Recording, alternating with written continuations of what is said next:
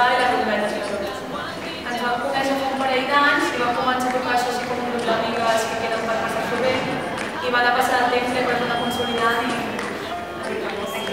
Bàsicament fem versions i estem en procés de les nostres pròpies sensibilitats. Tenim un parell pròpies i reivindicatives.